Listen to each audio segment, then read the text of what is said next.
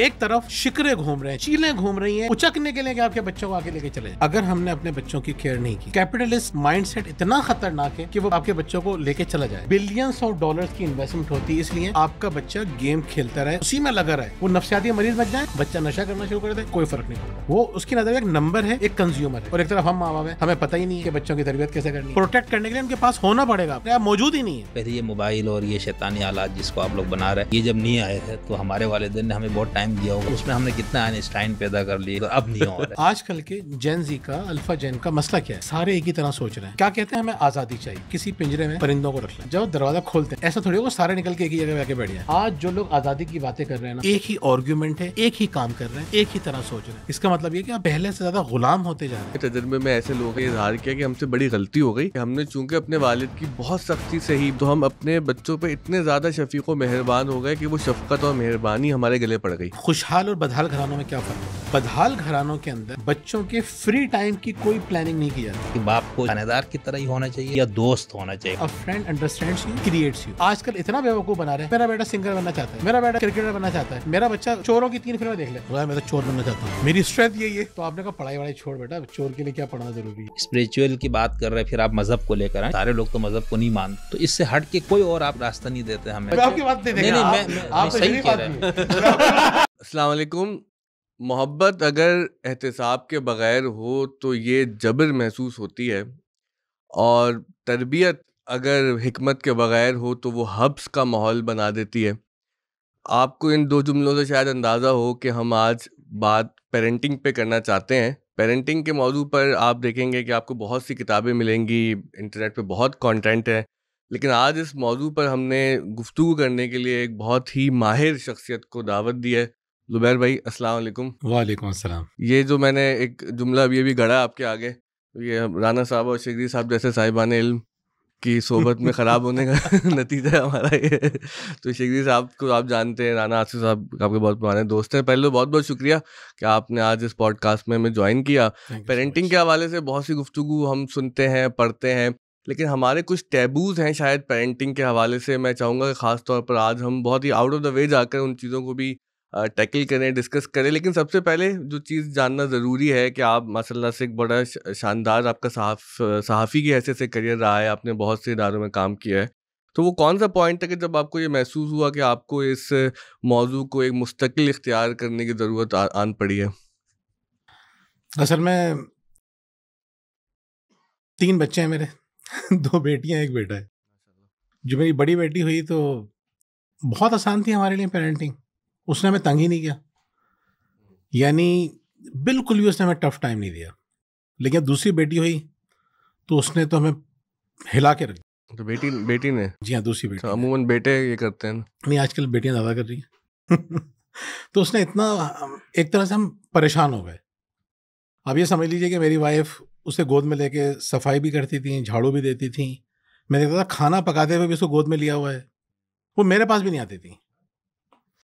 यानी अगर मैं वैसे ही उनको गोद में ले रहा हूँ तो नहीं आती थी। तो फिर हमने सोचा यार क्या करें इनका, तो हमने सोचा चलो कुछ पढ़ते हैं पेरेंटिंग के ऊपर। हमने पेरेंटिंग पे पढ़ना शुरू किया कि गुस्सा नहीं करना चाहिए, डांटना नहीं चाहिए, मारना नहीं चाहिए, कमरे में बंद नहीं करना चाहिए, ये नहीं करना चाहिए, वो नहीं चाहिए। अच्छा, हमने 2 दिन बड़ा ख्याल रखा इन बातों का। तीसरे दिन हमने कहा अंग्रेजों की बातें हैं सारी।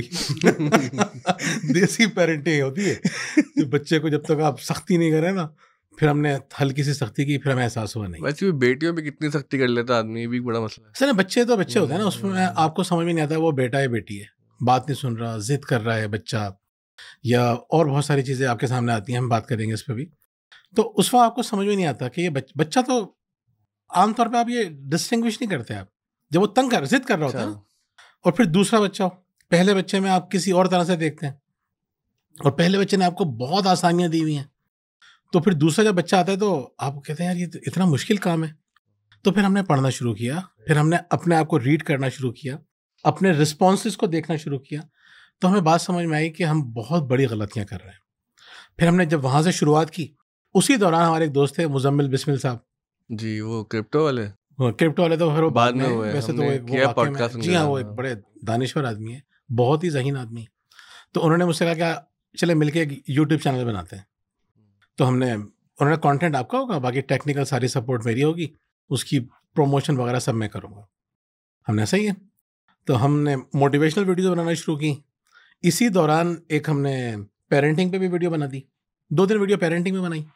मोटिवेशनल वीडियोस लोगों ने ज़्यादा पसंद नहीं की, क्योंकि मोटिवेशनल के लिए आपको पता है कि थोड़ा आपको सूट वूट में पहन के आए, आपने लाइटिंग शाइटिंग की हो, आप ये इस्टेब्लिश करें कि आप बहुत वेल्दी किस्म के इंसान हैं। तो शक्ल से हमें लगता नहीं था ऐसा, शरीफ सा, मासूम सा, सीधा साधा सा आदमी। तो फिर इसी दौरान हमारी 2-3 वीडियोस जब पेरेंटिंग पे गई, तो वो लोगों ने, लाखों लोगों ने देख ली। चैनल हमारा 2 महीने में चैनल हमारा शूट कर गया। बहुत जल्द हमारे 50,000 सब्सक्राइबर्स हो गए। तो हमें एहसास हुआ कि लोग मुझसे ख़ास तौर पे पेरेंटिंग के बारे में सीखना चाहते हैं। लोग सवाल भी उसी के बारे में करते थे। फिर मैंने किताब लिखी, परवरिश पुर एतमाद बच्चे की। वो बहुत ज़्यादा पसंद की गई। मेरे ख्याल में पाकिस्तान में सबसे ज़्यादा पेरेंटिंग की जो किताब फ़रोख्त हुई है, उसकी 21 एडिशन सेल आउट हो चुके हैं। क्या बात। तो लोग हमसे पेरेंटिंग सीखना चाहते थे और लोगों को लगता था कि हम पेरेंटिंग में अच्छी बातें करते हैं, सही बात करते हैं। फिर एक रिसर्चर माइंड सेट था। एमफिल मैंने किया था मास कम्युनिकेशन में, फिर मुझे पीएचडी करनी थी साइकोलॉजी के अंदर, तो सारा बैकग्राउंड वही था। तो मैं आसानी से चीज़ों को रिलेट करके मसाइल का हल निकाल लिया करता था।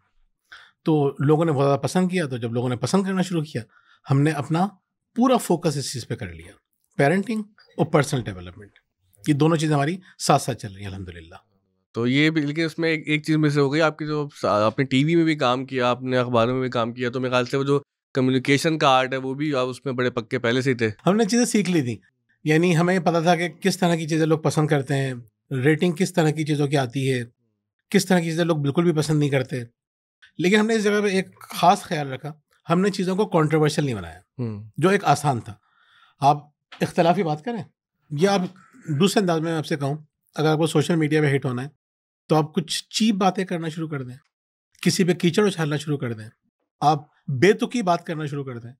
जितनी ज़्यादा आपको गालियाँ पड़ेंगी, उतनी जल्दी आप फेमस हो जाएंगे। ये तो आपने नुस्खा बता दिया देखने वालों को। जी हाँ, लेकिन ये नेगेटिव तरीका है इसका। आप अग्री नहीं करते इससे? नहीं, इसका दौरानिया कम होता है। अच्छा। अगर आपको लॉन्ग रन में रहना है ना, और आपको वाकई में, अगर आपका मिशन डिपेंड ये करता है आपका ऑब्जेक्टिव क्या है।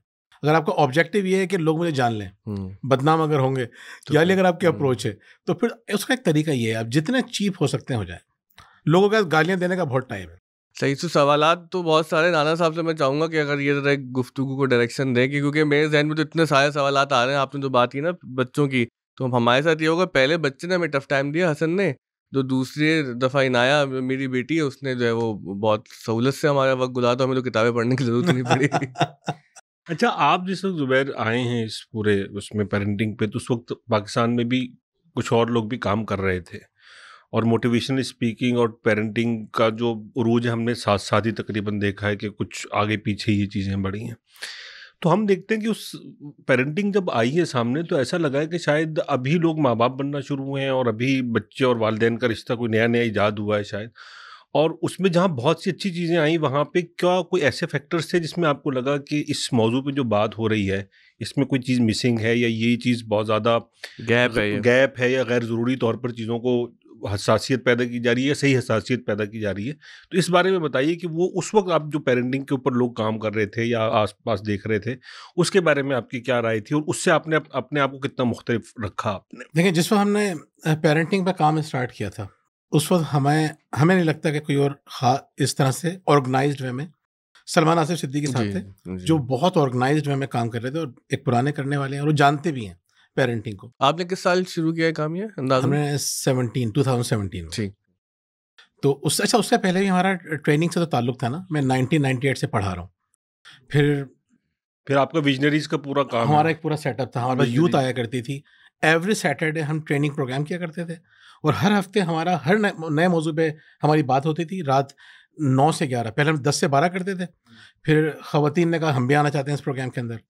तो एवरी सैटरडे हमारे पास 9 से 11 बजे तक 50 से 100 लोग आया करते थे नए टॉपिक पे बात सुनने के लिए। यानी कि इतना बड़ा मसला है कि लोग ढूंढ रहे हैं। वो मसला पेरेंटिंग का नहीं था, वो हम यूथ से बात करते थे। हम उनके प्रॉब्लम सुनते थे। हमारा मकसद ये होता था कि हर हफ्ते हम बैठें, किसी एक इशू पे बात करें। मिसाल के तौर पर उन्होंने आदत पे बात की। हमने कहा इस हफ्ते आप अपनी कौन सी आदत चेंज करना चाहते हैं?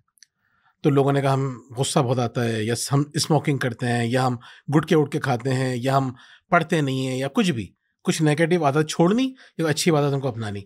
हम उनसे बात करते थे, अगले हफ्ते वो आते थे और उस हफ्ते की अचीवमेंट बताया करते थे, फिर वो बार बार बताया करते, कुछ लोग 1 महीने बाद, 1 साल बाद बताया करते थे। तो हमारा उस वक्त का काइंड ऑफ बिहेवियर चेंज, बिल्कुल बिहेवियर आप काम करें, that definitely connects with parenting. अच्छा, ये तो हमने फजाइल पे बात कर ली। लेकिन ये राणा साहब के सवाल पे ना, उस जमाने में जो लोग काम कर रहे थे, उस जमाने में महसूस होता था कि इसकी शदीद जरूरत है। उस वक्त लोग काम नहीं कर रहे थे इसमें, तो एक बहुत बड़ा गैप था, बहुत बड़ा था। और लोग जो बात करते थे ना, 4 बातें करते थे। जो जवाब समझ आएगा, ना सिर्फ ये कि उसमें क्या चीजें थी, वो चीज ऐसे एग्जिस्ट ही नहीं करता था, वो पूरा सेगमेंट ही एग्जिस्ट नहीं करता था। वो घुमा फिरा के हर बंदा एक ही बात करता था, बच्चों को कंपेयर नहीं करो, बच्चों को डांटो नहीं, कि 3 बातों के बाद उनकी बात खत्म हो जाएगी। अभी तक चल रहा है, फर्स्ट आने आज भी वही चल रहा है, जोड़ नहीं दो। वो तो कसम से हंसी आती है सुनते, यार कितनी दफा ये बातें करेंगे। अच्छा, ये तो हमने आपके फजाइल पे बात कर लिया, मसाइल पे आते हैं। मसाइब जो है वो सीधा पढ़ेंगे। अच्छा, मसाइल ये है ना कि अब जैसा वेस्ट वाली आपने बात की कि भाई कि हमें लगता है कि बहुत सॉफ्ट पेरेंटिंग है और बिल्कुल बच्चे को ये डांटो भी नहीं और चीखो भी नहीं, और उसकी शख्सियत पे कोई आप बहुत गहरा स्कार छोड़ देंगे और उसके अंदर एक जख्म रह जाएगा जो उम्र भर नहीं भरेगा। वो सारी जो सॉफ्ट सी बातें होती हैं। लेकिन ऑन द अदर हैंड हम ये देखते हैं कि सबसे जो मौसर पेरेंटिंग यही है कि अब बाप ने देखा घूर के, अम्मा ने 2 सुनाई और कभी एक आध लगा भी दी। तो एज समवन जो इस एक्सपर्ट है इस फील्ड के अंदर, तो आप इन तीनों रवैयों को कैसे देखते हैं कि क्या मैं अपने बच्चे को मारने का हक रखता हूँ, या मुझे सिर्फ डांट तक महदूद करना है, या फिर ये कि मुझे उस सिचुएशन और बच्चे के मिजाज के हिसाब से देखना है सिचुएशन को? देखिए, असल में पेरेंटिंग की हम बात करते हैं ना, तो मैं समझता हूँ कि पेरेंटिंग क्या है। जो माँ बाप हैं वो लीडर्स हैं, वो राई हैं, वो निगहबान हैं, वो अमीर हैं। तो अमीर की जिम्मेदारियां हैं और अमीर से सवाल किए जाएंगे। मतलब मैं अगर बाप हूं तो मुझसे सवाल किया जाएगा मेरी फैमिली के बारे में, मेरी वाइफ के बारे में और मेरे बच्चों के बारे में। खास तौर पे भी हम इनकी बात कर रहे हैं, सही मुझसे सवाल किया जाएगा। तो हम ये बात ये करते हैं कि अमीर को होना कैसा चाहिए, ये सबसे इंपॉर्टेंट बात है। अगर ये बात समझ ली तो पेरेंटिंग आपके समझ में आना शुरू हो जाएगी। यानी लीडर के तौर पे अगर आपने माँ बाप को लीडर के तौर पे देखना शुरू कर दिया, और लीडर को समझने के लिए मैं समझता हूँ कि कुछ इंटरनेशनल मॉडल्स हैं, अगर हमने उनको सामने रखा तो ये आपके सारे के सारे सवाल तकरीबन उनके जवाब आपको मिल जाएंगे। मिसाल के तौर पे एक बहुत मशहूर मॉडल है, उसका नाम है care and growth model. Care and growth model वो हमें ये बताता है कि पेरेंटिंग में आपको क्या करना है, पेरेंटिंग में नहीं, लीडरशिप में आपको क्या करना है। एक बड़ा लीडर क्या करता है? नंबर 1, वो केयर करता है, उसको परवाह होती है अपने लोगों की। अगर उसको अपने लोगों की परवाह नहीं है तो वो अच्छा लीडर नहीं है। परवाह से क्या मुराद है, इस पर भी हम डिटेल में बात करेंगे। यानी परवाह क्या होती है, मिसाल के तौर पर मैं आपको बात बताऊं, इस वक्त जो सोसाइटी चल रही है इसमें इंपॉर्टेंट कितना है एक अच्छा लीडर का होना, वरना कितने मसाइल होंगे और हो रहे हैं, उस पर थोड़ी सी हम बात कर लेते हैं। आज की मिसाल है, आज मैं छत पे गया तो एक हमारे छत पे एक बिल्ली आई हुई है, उसने बच्चे दिए हैं, छोटे छोटे, उसके 3 बच्चे हैं। तो मैं गया तो बिल्ली मौजूद नहीं थी और तीनों बच्चे खेल रहे थे। मैं नीचे आ गया, मुझे सिर्फ फ़ोन पे बात करनी थी। आपको पता है कराची में आजकल सिग्नल्स का बड़ा मसला चल रहा है, तो फ़ोन पे बात करने के लिए छत पे जाना पड़ता है बार बार। तो मैंने बता दिया आपको सिग्नल का मसला है, कहीं आपको दिमाग किसी और तरफ जाए। तो पुराने ज़माने वाले मसाइल हो गए, पुराने वाले मसाइल बिल्कुल। लेकिन मैं जा रहा था सिग्नल के लिए, मतलब मोबाइल के सिग्नल के लिए। अब मैं वहाँ पे गया तो सिग्नल नहीं आ रहे थे। मैंने फ़ोन पे बात की, बच्चे खेल रहे हैं। अच्छा, चीलें ऊपर आ चुकी थी, मौसम इतना अच्छा है आजकल। तो मैंने कहा देखो मौसम कितना अच्छा है, परिंदे आए हुए हैं। मैं नीचे आ गया, लेकिन दोबारा एक कॉल आई। मैं दोबारा जैसे ही ऊपर गया, उसी वक्त एक चील आई, उसने एक बच्चे को उठाया, झपट्टा मारा और लेके चली गई। एक तकलीफ दिल लम्हा था मेरे लिए। इसी दौरान पीछे से बिल्ली भी आ गई। बिल्ली परेशान होकर देखने लगी, यानी बच्चे को उठाया था तो बिल्ली उस वक्त नहीं थी मौजूद। अब बिल्ली भी आ गई, कुछ खाना वाना लेने गई होगी। उसने आके देखा कि बच्चा मेरा गायब है, बिल्ली का बच्चा ले गई। देखें, जब बिल्ली का बच्चा लेके आता है तो बिल्ली बहुत अपसेट होती है। आप कभी किसी भी बिल्ली जानवर का बच्चा लेके जाए तो बहुत, आपने बहुत सारे तजुर्बे सबके पास होंगे। अब 2 बच्चे बचे हुए थे, अब वो दोनों बच्चे उसके पास आ गए, वो उदास बैठी हुई है। अब वो उनकी वो केयर कर रही है। एक बच्चा जा चुका है, अब उनका ख्याल रख रही है। और जब मैं यहाँ पे आ रहा था, आने से पहले वो दोनों बच्चों को लेके नीचे वाले पोर्शन में आ चुकी थी, जो कि महफूज था। केयर भी ऐसी है। अगर हमने अपने बच्चों की केयर नहीं की तो बाहर की सोसाइटी इतनी खतरनाक है, सोसाइटी से मेरे इस मुराद है कि कैपिटलिस्ट माइंडसेट इतना खतरनाक है कि वो आपके बच्चों को लेके चला जाएगा। वो आपके बच्चों को कहाँ इन्वॉल्व करता है? बिलियंस ऑफ डॉलर्स की इन्वेस्टमेंट होती है इसलिए कि आपका बच्चा गेम खेलता रहे, उसी में लगा रहे, वो नफ्सियाती मरीज बन जाए, उसको कोई से सरोकार नहीं पड़ता। वो उसकी नज़र में एक नंबर है, एक कंज्यूमर है। बच्चे की अटेंशन हासिल करने के लिए वो अपनी पूरी रिसर्च इस्तेमाल करते हैं। बच्चा नशा करना शुरू कर दे, कोई फर्क नहीं पड़ता। बच्चा बेहयाई में उतर आए, ये तो उनके लिए बहुत बड़ी बात है।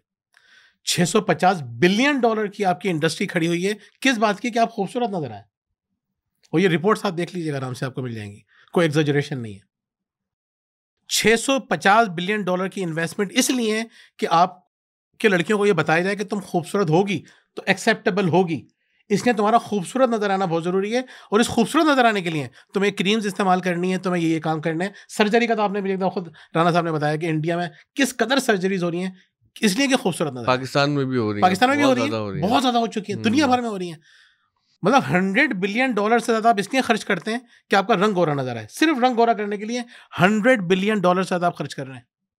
तो एक तरफ शिकरे घूम रहे हैं, चीलें घूम रही हैं उचकने के लिए कि आपके बच्चों को आके लेके चले जाएं, और एक तरफ हम माँ बाप हैं, हमें पता ही नहीं है कि बच्चों की तरबियत कैसे करनी है, हमें पता ही नहीं है किन बातों का ख्याल रखना है। तो केयर एंड ग्रोथ मॉडल हमें ये बताती है कि आपको बच्चों को केयर करनी पड़ेगी। केयर करने के लिए आपको उनको प्रोटेक्ट करना पड़ेगा, प्रोटेक्ट करने के लिए उनके पास होना पड़ेगा आपको। आप उनके साथ बैठे हुए ही नहीं है, आप उनसे बात ही नहीं कर रहे, आप मौजूद ही नहीं है। देखिए, मौजूद ना होना इतना बड़ा मसला है कि हम अभी सिर्फ केयर की बात कर रहे हैं, ग्रोथ की बात करेंगे। इतना बड़ा मसला है कि बच्चों के पास पेरेंट्स मौजूद ही नहीं है। है भी तो मतलब है भी तो पास नहीं है ना, है भी तो पास नहीं है। उसकी वजह क्या है? मोबाइल में लगे हैं। उनके लिए भी तो $650 बिलियन की इंडस्ट्री लगी हुई है ना, उनके लिए पीछे इंडस्ट्री लगी हुई है। और देखें कितनी खतरनाक बात है ये कि 73% बच्चों का कहना ये है कि हम अपने आप को तन्हा महसूस करते हैं। और तन्हाई महसूस करना कोई छोटी बात नहीं है, कोई छोटा मसला नहीं है। बहुत छोटे बच्चे कहते हैं, ये छोटे बच्चे बात कह रहे हैं कि हम अपने आप को तन्हाई इतना बड़ा मसला है। देखें, हमारे जो नेगेटिव इमोशंस होते हैं ना, उसकी शुरुआत कहाँ से होती है? डिस्कम्फर्ट से स्टार्ट होती है। सबसे पहले आप डिस्कम्फर्ट महसूस करते हैं, उसके बाद फिर आप हर्ट महसूस करते हैं, फिर आप जो है गुस्से में आ जाते हैं, फिर आप फ्रस्ट्रेटेड होते हैं, फिर आप डिसअपॉइंटेड होते हैं। फ्रस्ट्रेटेड मतलब आपको समझ नहीं आ रहा क्या करें, डिसअपॉइंटमेंट कुछ करना ही छोड़ दिया आपने, फिर आप ओवरवेलम्ड होते हैं, उसके बाद जाके आप तन्हाई महसूस करते हैं। तन्हाई बिल्कुल पीक पे जाके होती है, उसके बाद तबाही है। बच्चा अपने आप को तन्हा महसूस कर रहा है, ये केयर कर रहे हैं हम अपने बच्चों की। अम्माएं, हम सिर्फ बाप की बात नहीं कर रहे, अम्माएं, टिकटॉकर माएं। मेरे दोस्त का एक स्कूल है, वो कहता है अम्माएं आती हैं कि भाई बच्चे मोबाइल में लगे रहते हैं और पढ़ते नहीं हैं। कि जब मैं देखता हूँ ना कभी कभी उन अम्माओं के स्टेटस देखता हूँ, तो आधी अम्माएं तो टिकटॉकर बनी हुई हैं, हर वक्त ऑनलाइन होती हैं। वो कोई मैसेज करना है तो अम्माएं हर वक्त ऑनलाइन है। और फिर बच्चे तन्हाई का शिकार नहीं होंगे। सबसे खतरनाक बात यह कि हम बच्चों की केयर नहीं कर रहे। As a parent, as a leader हमें केयर करना चाहिए। केयर में हम और मजीद बात करेंगे क्योंकि ये मॉडल बहुत इंपॉर्टेंट है। कि जब हम इसका दूसरे चले, मैं थोड़ा सा बता देता हूँ आपको कि देखें, जो लीडर होता है ना, दो तरह के दुनिया में बड़े लीडर मशहूर हैं। यानी दो तरह के लीडर होते हैं। एक लीडर होते हैं जो कि पीपल ओरिएंटेड होते हैं, जिनको लोगों की ग्रोथ जिनके लिए बड़ी इंपॉर्टेंट होती है। हमारे लोग जो काम कर रहे हैं वो खुश रहें, उनके मसाइल हल हों, वो डिप्रेशन में ना जाएं, वो परेशान ना हो। एक तरफ क्या है लीडरशिप, कौन सी है? People oriented. दूसरी तरफ लीडरशिप है जो बड़ी लीडरशिप है, मैं कहूँ 90% है, वो गोल ओरिएंटेड। मकासद पूरे होने चाहिए। वर्कर नफ्सियाती मरीज बन रहा है, डिप्रेशन में जा रहा है, पागल हो रहा है, फैमिली के करीब लोगों की शादियां अटेंड नहीं कर पा रहा, वो मैयतें अटेंड नहीं कर पा रहा, वो अपने आप को टाइम नहीं दे पा रहा, बच्चों के मतलब कुछ नहीं कर पा रहा, लेकिन रिजल्ट पूरे उसको देना है। तो दो तरह के मॉडल हैं, पीपल ओरिएंटेड और गोल ओरिएंटेड। बेहतरीन मॉडल ये है कि आप पीपल ओरिएंटेड भी हो और गोल ओरिएंटेड भी हो। यानी आपको रिजल्ट्स भी हासिल करने हैं और आपको उनकी केयर भी करनी है। इस सिलसिले में थोड़ी सी एडिशनल बात कर दूं, अगर आपको पेरेंटिंग सीखनी है, दुनिया भर में जो इस वक्त बात की जा रही है इस मॉडल की, पीपल और गोल ओरिएंटेड, नबी करीम सल्लल्लाहु अलैहि वसल्लम की ज़िंदगी से ज़्यादा परफेक्ट एग्जाम्पल आपको कहीं नहीं मिलेगी जिंदगी में, कहीं एक दफा भी आपको नजर नहीं आएगा कि आपने अपने गोल्स पे कॉम्प्रोमाइज किया, एक लम्हे के लिए भी कॉम्प्रोमाइज नहीं किया, और लोगों पे भी कॉम्प्रोमाइज नहीं किया। एक एक सहाबी की जिंदगी उठा के देख लें, एक एक शख्स की जिंदगी, कहीं लोगों पे कॉम्प्रोमाइज नहीं किया। चलो गोल हासिल करने के लिए इसको कुर्बान कर देते हैं, एक लम्हे के लिए भी नहीं किया। हम दोबारा आते हैं केयर एंड ग्रोथ मॉडल पे। तो आपको क्या करना है? केयर करने के लिए उनके पास होना जरूरी है, केयर करने के लिए उनसे कम्युनिकेशन बहुत जरूरी है, बातचीत तो करें उनसे आप, और केयर करने के लिए उनकी राय जानना बहुत जरूरी है। यानी अमेरिका में एक रिसर्च होती है, वो बहुत मशहूर रिसर्च है, आउटलायर किताब है मैल्कम ग्लैडवेल की, उसने लिखी है, उसने उसको रिसर्च को शेयर किया। वो कहता है कि खुशहाल और बदहाल घरानों में क्या फ़र्क होता है। एक बड़ी ज़बरदस्त किस्म की रिसर्च की, उनका बुनियादी तौर पे 2 फ़र्क होते हैं। पहला फ़र्क ये कि बदहाल घरानों के अंदर बच्चों के फ्री टाइम की कोई प्लानिंग नहीं की जाती। वो किससे मिलेंगे, वो क्या खेलेंगे, वो क्या करेंगे, क्या पढ़ेंगे, किसी किस्म की प्लानिंग, आज ये कर रहे हैं कल वो ये कर, रैंडम चल रहे होते हैं। वो फ्री टाइम की कोई प्लानिंग नहीं है। और दूसरी, बच्चों से उनकी राय नहीं पूछी जाती, हुक्म चलाया जाता है, हमने कह दिया ना। केयर करना चाहते हैं ना आप बच्चों की, खुशहाल घराना बनाना चाहते हैं, तो आपको बच्चों से बात भी करनी पड़ेगी, उनके सामने मौजूद भी होना पड़ेगा, और उनकी राय सुननी भी पड़ेगी, राय का एहतराम भी करना पड़ेगा।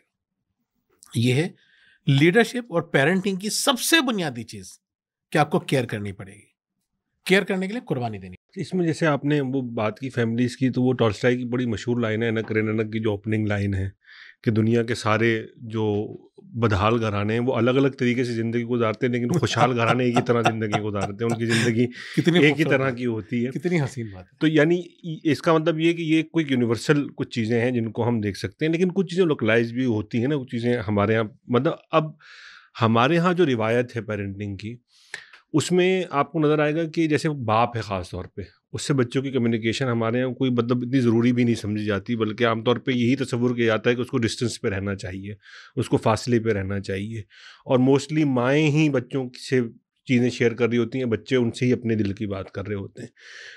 हमारे यहाँ जब पेरेंटिंग पे बात होती है तो हमारी बहुत सी रिवायती चीज़ों पे कुछ क्रिटिसिज्म भी किया जाता है। आप किस तरह देखते हैं इसको, जो हमारी रिवायत है और अब जो हम बात कर रहे हैं इसमें, कि क्या चीज़ें हैं जिनको तर्क करने की ज़रूरत है, या क्रिटिसिज्म कई जगह अनजस्टिफाइड भी है? एक बाप अपनी औलाद को सबसे खूबसूरत तोहफा क्या दे सकता है? ये तो हमें हदीस ने बता दिया ना कि एक बाप अपनी औलाद की सबसे खूबसूरत तोहफा ये दे सकता है कि उसकी अच्छी तरबियत करे। हम क्यों एक्सक्लूड कर रहे हैं बाप को? अगरचे ये माँ की प्राइमरी रिस्पॉन्सिबिलिटी, हम ये नहीं कह रहे माँ की नहीं है या बराबर है, नहीं, माँ की बहुत ज़्यादा है, लेकिन बाप की भी बहुत इंपॉर्टेंट है। आप देखें हुजूर अकरम सल्लल्लाहु अलैहि वसल्लम के ज़ेरे तरबियत जो लोग रहे बचपन से, उनकी शख्सियत आप देख लीजिए। मतलब हज़रत ज़ैद बिन हारिसा रज़ियल्लाहु अन्हु, हज़रत अली करमुल्लाह वजह, तो फिर आप क्या बात कर सकते हैं, उसके अलावा कोई मिसाल आप क्या देंगे? हज़रत अनस, जो लोग बचपन में आपके पास आए ना, उनकी आपको शख्सियत ही अलग नजर आएगी। और आप सोचता कितनी मोहब्बत से तरबियत किया करते थे। तो मैं समझता हूँ कि मोहब्बत बहुत ज़रूरी है, लेकिन उसके साथ दूसरी जो आपने जो बातें की थी ना, अकाउंटेबिलिटी, और दूसरी बड़ा मुश्किल था जो आपने शुरू में जुमला बोला था, हम उसके बारे में भी बात करेंगे। तो इम्पॉर्टेंट बात यह है कि बाप की जिम्मेदारी तो है, और बाप को ये जिम्मेदारी लेनी पड़ेगी। पेरेंटिंग में आपको एडिशनल एक बात कर दूँ, ग्रोथ पे आने से पहले हम ये समझते हैं कि पेरेंटिंग की शुरुआत इससे पहले होती है। वो होती है कि कहते हैं कि माँ और बाप यानी वालिदैन औलाद को जो सबसे खूबसूरत तोहफा दे सकते हैं वो क्या है? वालिदैन औलाद को जो सबसे खूबसूरत तोहफा दे सकते हैं वो ये है कि एक दूसरे से मोहब्बत करें। बच्चे के लिए इससे कीमती तोहफा कोई नहीं होता। लेकिन वो इंस्टिल कैसे करेंगे मोहब्बत? वो तो हमें लगता है नेचुरली होती है, भाई बहन भाई हैं करेंगे ही मोहब्बत। नहीं, मियाँ बीवी आपस में एक अच्छा, दूसरे से, मियाँ बीवी सही। मियाँ बीवी, अगर मैं अगर अपनी बीवी से मोहब्बत कर रहा हूँ तो बच्चे देख रहे हैं मैं किस तरह से उसकी केयर कर रहा हूँ, वो देख रहे हैं मैं किस तरह को सरप्राइज दे रहा हूँ, वो मुझे किस तरह से सरप्राइज दे रही है, हम किस तरह कम्युनिकेट कर रहे हैं, लड़ रहे हैं तो किस तरह लड़ रहे हैं। हमने एक वीडियो में ये भी बताया था कि लड़ने के 4 आदाब तो लड़ भी रहे हैं तो किस तरह से लड़ रहे हैं, लड़ने के भी कुछ आदाब होते हैं, चार ज्यादा तहजीब बता होती दिया है। ये तो ज्यादा, मैंने इसको थोड़ा सा कंसाइज करके 4 पे बड़ी मुश्किल से लेकर, 4 भी ज्यादा लग रहे हैं। चार आदाब और 2 मशकें फ्री। तो देखिए मियाँ बीवी अगर मोहब्बत से रह रहे हैं ना, तो ये तरबियत, आधी तरबियत तो वैसे ही रहती है।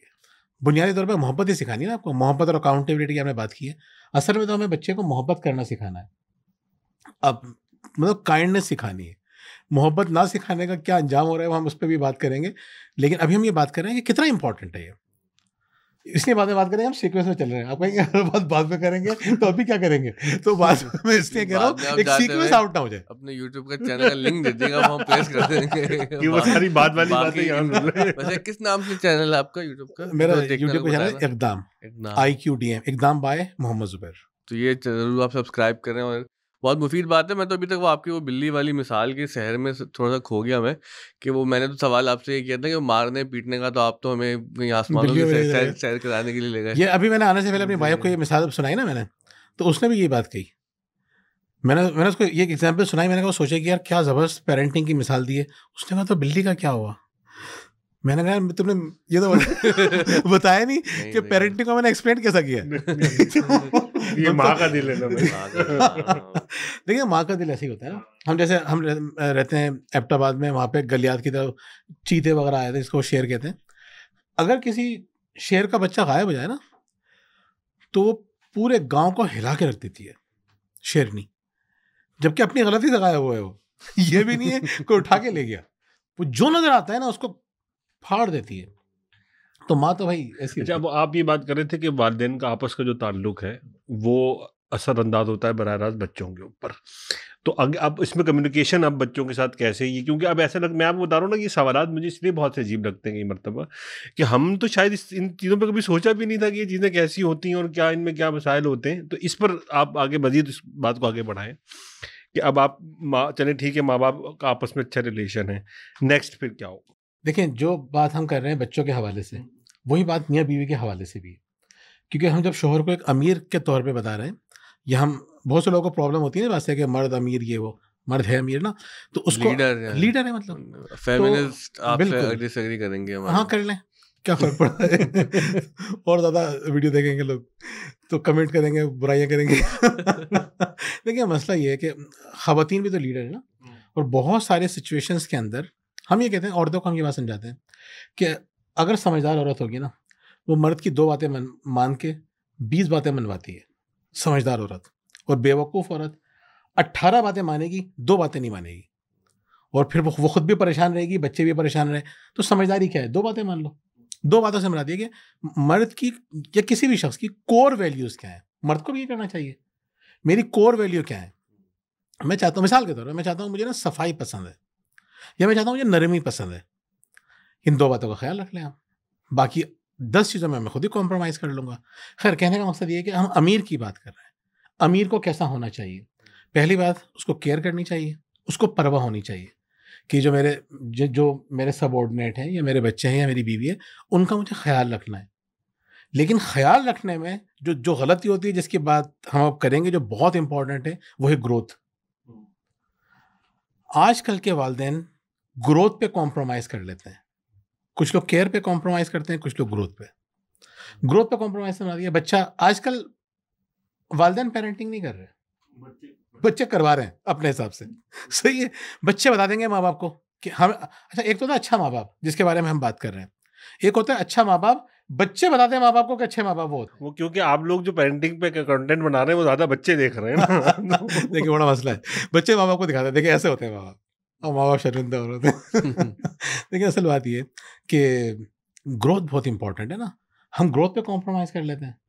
अजीब सी बात है, आपको पता है कि बच्चे के लिए डिसिप्लिन कितना इंपॉर्टेंट है, और आप बच्चे ने कहा कि भाई मेरी पर्सनल लाइफ है, फला माँ बाप तो ऐसा। अब बच्चे कंपेयर करते हैं माँ बाप को, देखो उसको तो कोई कुछ कहता नहीं है, उसको तो माँ बाप ने मोबाइल दिला दिया, वो तो हर वक्त मोबाइल इस्तेमाल करती है या करता है। माँ बाप क्या करते हैं? विक्टिमाइज हो जाते हैं। बच्चे आजकल के कह रहे हैं पढ़ाई की ज़रूरत ही नहीं है, माँ बाप भी कह रहे हैं पढ़ाई की ज़रूरत नहीं है, स्किल सीख लेंगे हम तो, स्किल सीख लेंगे। अच्छा बच्चे कह रहे हैं कि ग्रेड से क्या होता है, माँ बाप कहते हैं हाँ क्या होता है ग्रेड से, कुछ नहीं होता। इतनी फजूल बात है ना। मतलब मैं सवाल करता हूँ, ज़्यादातर स्कूल के ये किन्होंने शुरू किया, ये काम शुरू किसने किया? स्कूल मालकान ने। पढ़ाते है नहीं, अब रिजल्ट नहीं आता, तो वो कहते हैं कि रिजल्ट से क्या होता है।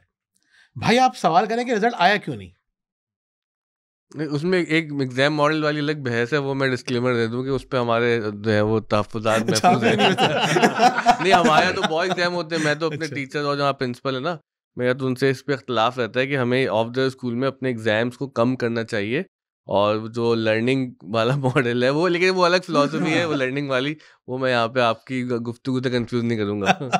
हम ये इतना कहना चाहते हैं कि अगर बच्चे के नंबर कम आ रहे हैं, इसमें भी बैलेंस नहीं है ना। हम लोग, कुछ लोग लर्निंग का सोचते ही नहीं है।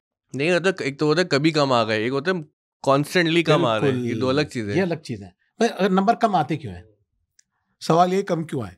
बच्चे के कॉन्सेप्ट सही नहीं है, या उसको एक्सप्रेस करना नहीं आता। उस दिन बीमार था, उस दिन कोई मसला हो गया हाल। देख, अगर नंबर कम आना बुरी बात नहीं है, लेकिन ये आपने इतनी खूबसूरत बात की है, लेकिन मुस्तकिल कम आ रहे हैं, ये मसले की बात है ना। नाकाम होना बुरी बात नहीं है, लेकिन एक बच्चा अगर बार बार नाकाम हो रहा है, आपको पता है उसका सेल्फ कॉन्फिडेंस कहाँ चला जाएगा।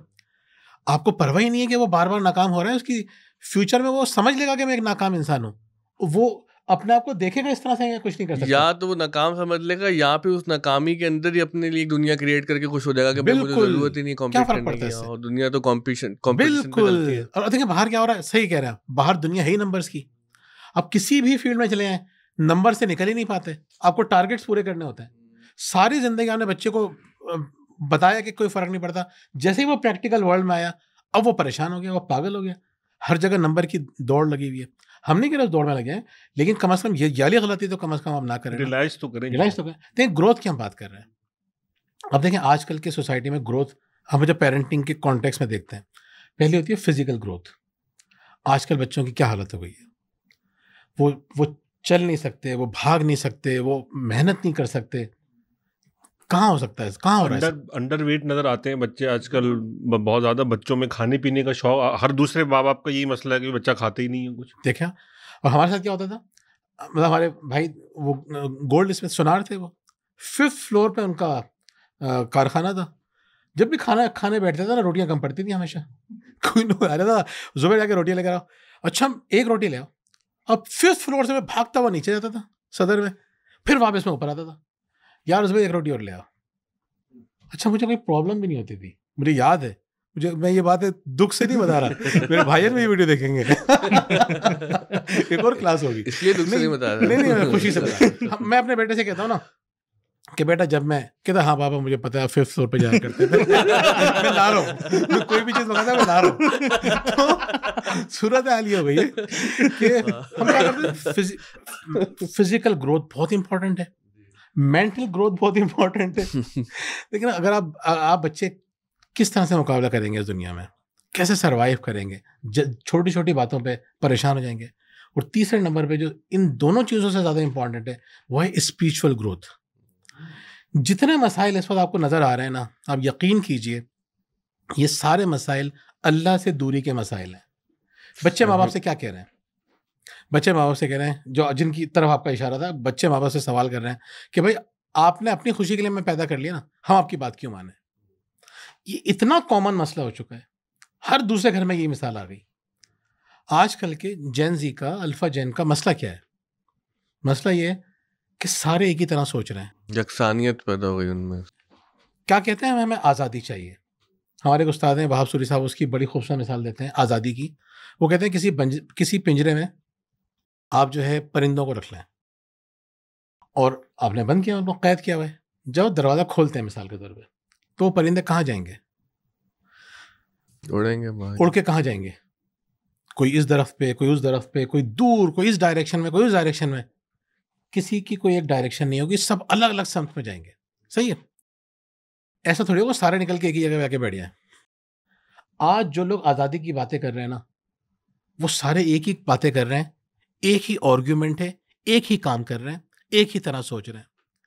इसका मतलब ये कि आप पहले से ज़्यादा गुलाम होते जा रहे हैं।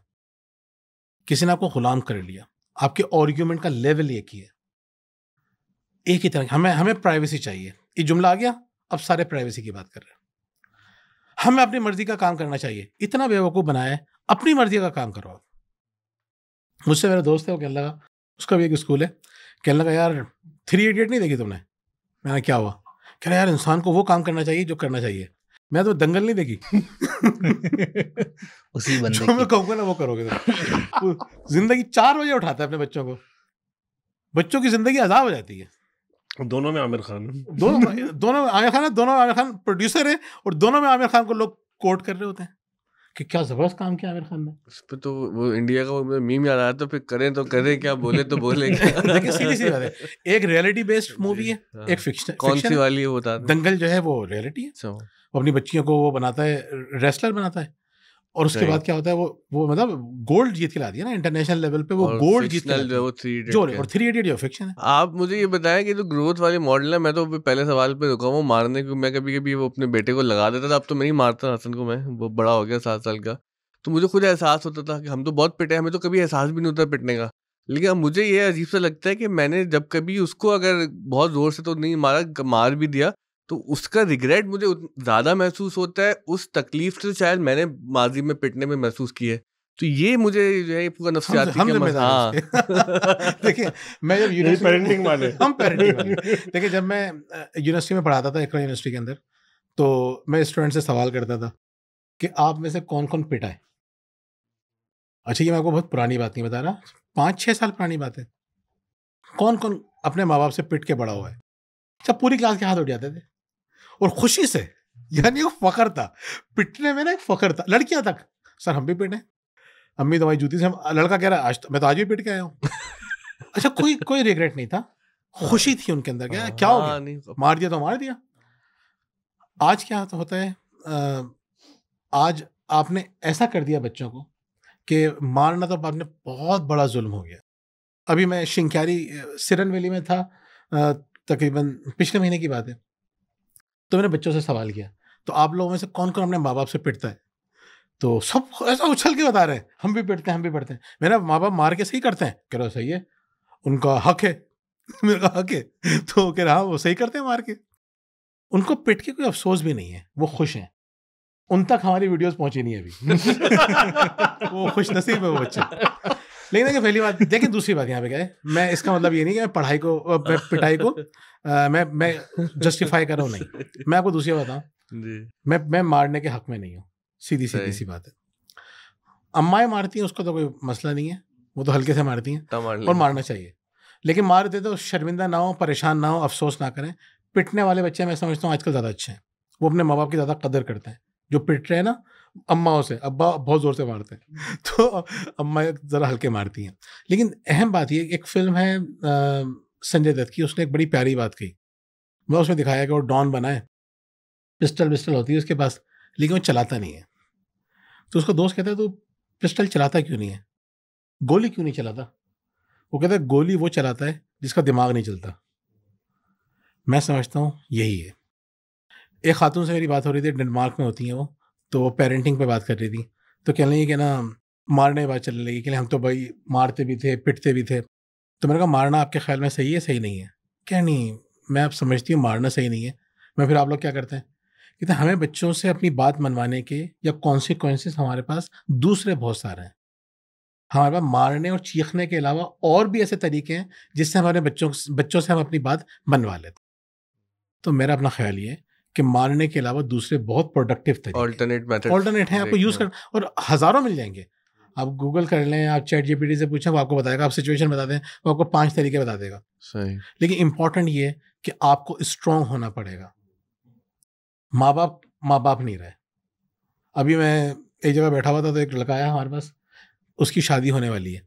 कह रहा है मेरी जो मंगेतर है ना, वो मुल्तान में रहती है। मैंने अच्छा कि वो कराची में किसी जगह पे आए होंगे, मंगनी हो गई। कह रही मुझे कराची पसंद नहीं है, मैं तो इस्लामाबाद में रहूँगी, कराची ना बहुत गंदा हो गया। तो वो कहने लगा कि यार मैं ना इस्लामाबाद में घर ढूंढ रहा हूँ, मुझे इस्लामाबाद में घर मिल जाए। जो बंदा अपनी मंगेतर के एक जुमले पे ऐसा पिघल जाए, तो कैन यू इमेजिन कि वो जिंदगी भर क्या बाप बनेगा वो। यानी वो अपने माँ बाप को छोड़ रहा है, पूरा खानदान छोड़ रहा है एक जुमले पे। आप कह रहे हो मियाँ बीवी को मोहब्बत करने एक आदमी करके दिखा रहा है, कराची में मोहब्बत कर सकते हैं। कराची में करने की इतनी हो गई। कराची में मोहब्बत करने के ज्यादा आपके पास वो है रास्ते हैं। कराची में ज्यादा अच्छी मोहब्बत कर सकते हैं। अच्छा, आप इसे बता रहे हैं अथॉरिटी, जैसे अब मसला ये है। अच्छा, एक चीज और भी है, इसको मेरे ख्याल देखना चाहिए हमें। हम और आप या जो हमारी पुरानी नस्ल थी, तो लाइफ में जो मकासद थे या जो गोल्स थे सेट करने में बहुत सी ख्वाहिशात होती हैं, फितरी ख्वाहिशात होती हैं कि मुझे ये बड़ा आदमी बनना है, या मुझे ये लाइफस्टाइल चाहिए, या ये आसानी चाहिए। एक प्रॉब्लम ये नहीं हो गया कि अब बच्चे जो हैं, जो अभी अब बात कर रहे थे ना नाकामी की सूरत में उसी को अपनी एक दुनिया बनाने, वो अपना अच्छा खासा वो जो पैशन है वो तो वो उस स्क्रीन पे सर्फ कर उस पे वेस्ट कर देता है, उसमें लगा कंज्यूम हो खपा जाता है देता है वो। ना, वो तो उस स्क्रीन की लाइफ को जिंदा किए हुए है।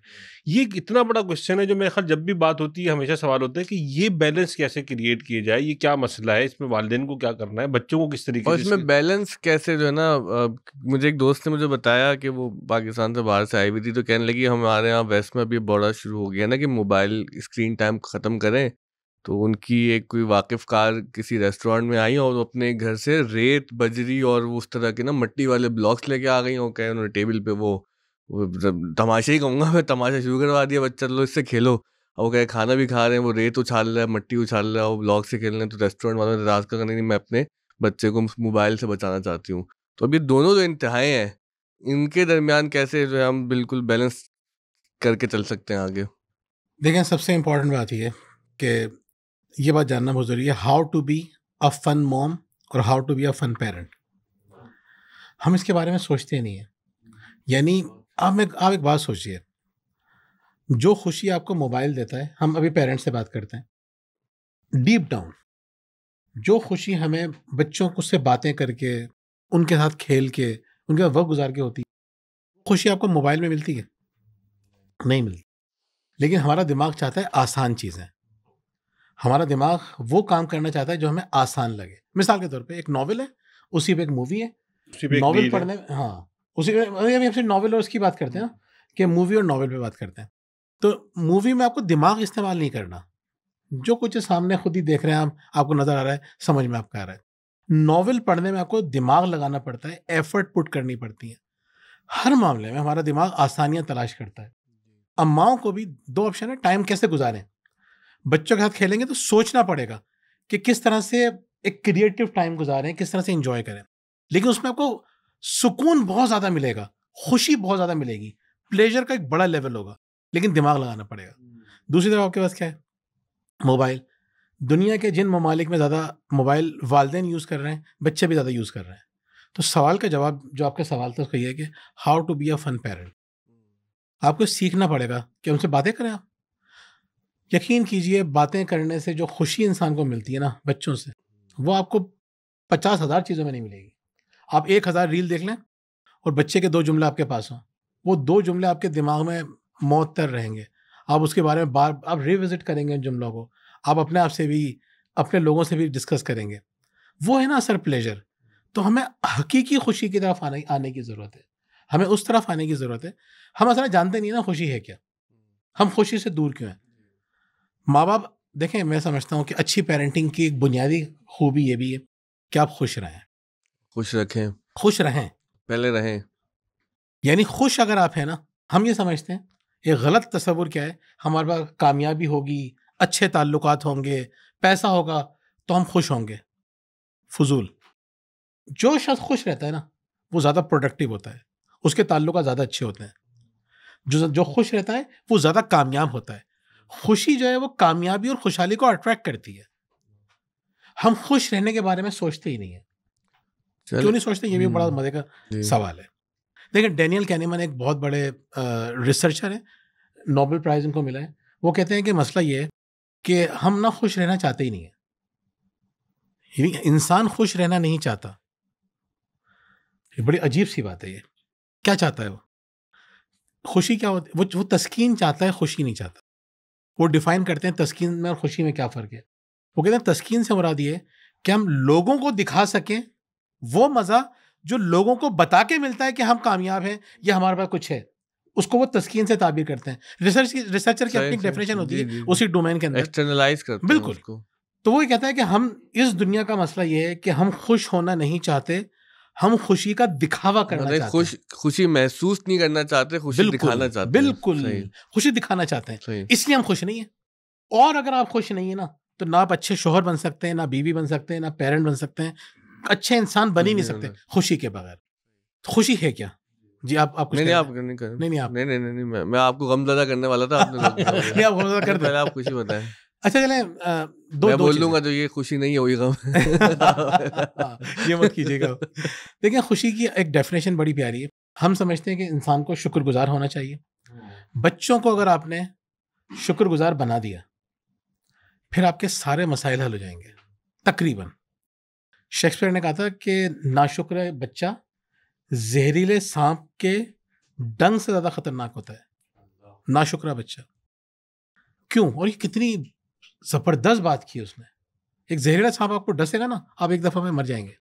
नाशुक्र बच्चा आपको बार बार डसता है, बार बार डसता है, आप बार बार जीते हैं, बार बार मरते हैं। हम ये समझते हैं इस जुमले की रोशनी में भी, वैसे भी जो नाशुक्र बच्चा अगर आपका हो गया, अब आपकी जिंदगी बर्बाद होगी। बच्चों को शुक्रगुजारी सिखाना बहुत जरूरी है। उसके लिए माँ बाप का शुक्रगुजार होना जरूरी है। मेरा ख्याल ये है कि शुक्रगुजारी से बुलंद चीज होती है खुशी, शुक्रगुजारी से अफजल चीज होती है खुशी। शुक्रगुजारी क्या है कि आपको ये एहसास होना कि मुझे जो कुछ भी मुझे मिला है वो मेरे रब का दिया हुआ है या अता है, मेरा नहीं है, किसी का एहसान है। ये होता है शुक्रगुजारी।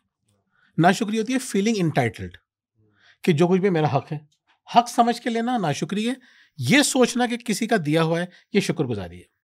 सही, नेमत यानी नेमतों का इदराक होना, ये है शुक्रगुजारी।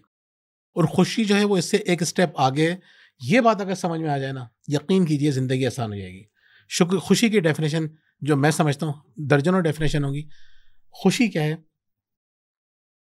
जो नेमतें आपको मिली हैं उनको इंजॉय करना, सेलिब्रेट करना, ये खुशी है। मिसाल के तौर पे अल्लाह ने आपको बच्चे दिए, अल्लाह तेरा कितना बड़ा एहसान है कि बच्चे तूने मुझे औलाद दी। लेकिन आपको क्या खुशी उनके होती है? आप इंजॉय करते हैं, आप हंसते हैं उनके साथ। अगर आप हंस नहीं रहे हैं तो इसका मतलब है कि आप खुश नहीं हैं। औलाद मिल गई आपको, लेकिन आप उसको इंजॉय नहीं कर रहे, उसके साथ टाइम गुजार के। आपके लिए खुशी का सबब नहीं है, वो एंटरटेनमेंट का सबब नहीं है। भाई आपने मुझे पानी दिया, मैंने कहा अल्लाह ताला शुक्र है मुझे पानी मिल गया। हमारे साथ मसला क्या हो गया? हमारे साथ मसला ये हो गया कि हम चीज़ों को इंजॉय नहीं कर रहे।